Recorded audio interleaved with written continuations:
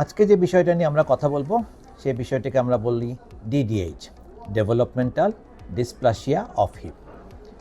এটা একটা জন্মগত ত্রুটির মতোই আচরণ করে।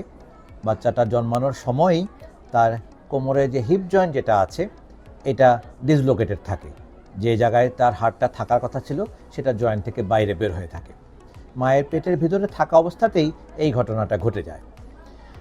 এটা হওয়ার জন্য তেমন কোনো নির্দিষ্ট কারণ এখন পর্যন্ত জানা নাই, তবে কয়েকটি বিষয়কে সন্দেহের তালিকায় রাখা যায়।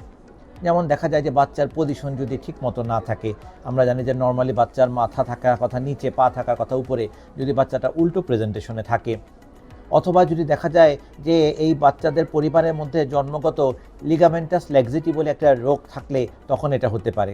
লিগামেন্টাস ল্যাক্সিটিতে কি হয়, বডির সমস্ত জয়েন্টগুলা অস্বাভাবিক পরিমাণে নড়াচড়া করতে পারে। যেমন দেখুন আমাদের আঙ্গুলটা এর বাইরে কিন্তু আর ধাক্কা দিলেও আমরা নিতে পারি না, কিন্তু আপনারা অনেককেই দেখবেন এই আঙ্গুলটাকে ধাক্কা দিলে এই পর্যন্ত চলে আসে। তখনই বুঝতে হবে যে তাদের বংশগতভাবে জেনারেলাইজড লিগামেন্টাস ল্যাক্সিটি থাকতে পারে। ওই বংশের মধ্যেও এই ডিডিএইচ হওয়ার সম্ভাবনা তখন বেড়ে যায়।